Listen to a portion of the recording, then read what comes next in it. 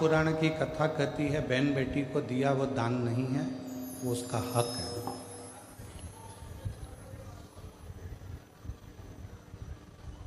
उसको दान नहीं कह सकते, वो उसका हक बनता है।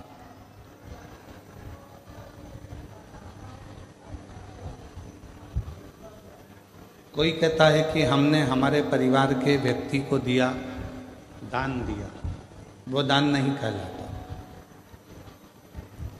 दान की परिभाषा किसको कही गई कि परिवार के अंदर कोई दूसरा व्यक्ति है, मान लो कोई रिश्तेदार है और उसका बच्चा पढ़ना चाहता है,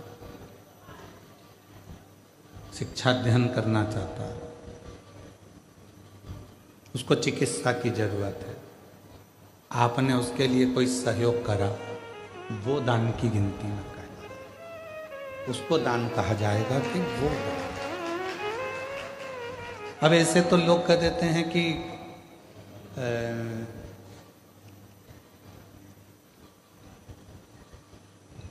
कितना सुंदर कहा है कि यदि हम किसी व्रत का उद्यापन करते हैं, हम किसी व्रत का यदि उद्यापन कर रहे हैं और उद्यापन यदि हम कर रहे हैं तो उद्यापन करने में भी पहला प्रयास होना चाहिए कि बाहर की जो माताएं हैं, बाहर के जो जोड़े हैं, बाहर के जो लोग हैं, उद्यापन में पहले उनको गिना जाए।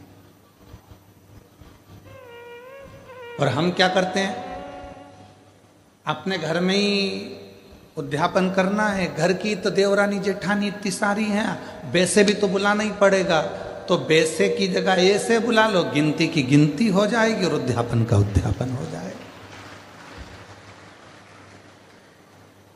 मतलब तुम्हें काम निपटाना है, तुम्हें उस उद्यापन का फल प्राप्त नहीं करना, तुम्हें उस उद्यापन का फल नहीं चाहिए, तुम्हें केवल काम को निपटाना है, केवल काम निपटाना नहीं भाई। उद्यापन करोगी तो देवरानी तो भोजन करेगी करेगी, जेठानी तो भोजन करेगी करेगी, ननंद भी आएगी आएगी, नंदोई भी आएगा आएगा, तो इन सबको तो तुमको भोजन कराना है, पर इनको उद्यापन में नहीं गिनना है। उद्यापन में उनको गिनो जो दूसरे हैं। क्यों?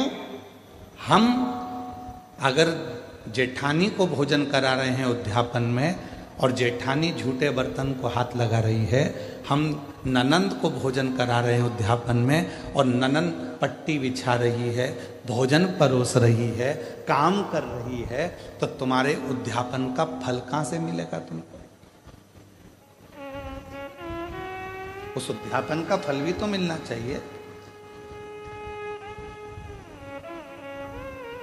उसका फल भी तो प्राप्त होना चाहिए। हमें फल कब मिलेगा?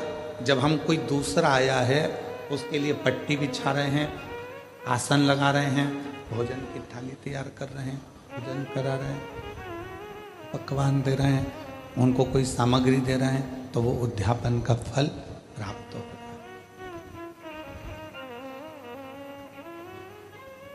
वो लेकर गया, यहाँ से थोड़ा आपने कुछ दिया, उसको कलश दे दिया, तुमने कोई सुहाग की सामग्री दे दी, कोई चूड़ी दे दी, कोई बिछुड़ी, कोई ब्लाउज पीस दिया, कोई तुमने उसको साड़ी दी या कोई सामान दिया, तो वो लेकर गए, वो लेकर पहुंच गए, तो वो उद्यापन है। अब तुमको मालूम है कि अगर मैं उद्यापन करूंगी तो मुझे ननंद को तो बुलाना पड़ेगा, मम्मी नहीं मानेंगी। तुमको मालूम है कि मैं उद्यापन करूंगी तो मुझे जेठानी को तो बुलाना ही पड़ेगा, देवरानी को तो बुलाना ही पड़ेगा, जेठानी को बुलाना ही पड़ेगा, मानेंगे नहीं घर के लोग।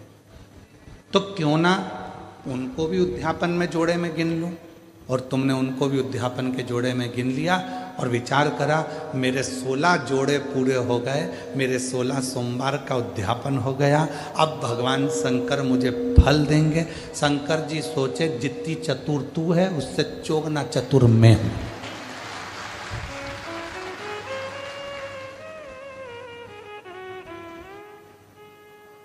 कर वापिस उद्यापन, फिर वापस कर 16 सोमवार।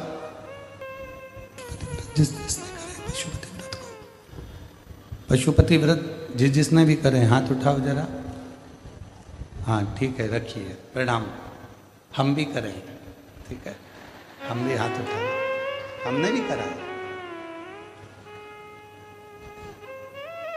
और हमारी धर्म पत्नी, ऐसा कोई महीना नहीं जाता होगा जिस महीने में एक बार पूरे 5 पशुपति व्रत नहीं कर लेती है।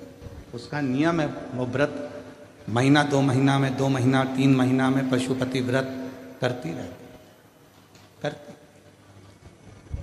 पशुपति व्रत में कई माताएं कहती है, गुरुजी आपने कहा कि आखिरी में जिस दिन पशुपति व्रत का उद्यापन होता है उस दिन एक श्रीफल भगवान शंकर को भेंट के साथ में चढ़ा देना चाहिए, भेंट के साथ में रख देना चाहिए। इसका मतलब क्या है? इसका महत्व क्या है? इसका मतलब क्या होगा? इसका महत्व क्या होगा? तो वो पशुपति नाथ है, उसको पशुपति नाथ कहते हैं। और वो पशुपति नाथ है। पूरे 5 व्रत में हमने मान लो कोई गलती करी हो, 5 व्रत में हमने भगवान को शीश नहीं झुकाया हो, 5 व्रत में हमने भगवान को नमन ना करा हो, तो ये जो श्रीफल है, जो ये श्रीफल, जो ये नारियल है, ये शीश का काम करता है। श्रीफल नारियल शीश का काम करता है। और ये श्रीफल नारियल हम भगवान शंकर को देते हैं। ये श्रीफल नारियल भगवान शंकर को देते हैं, प्रदान करते हैं। शंभो शंभो शंभो शंभो शंभो।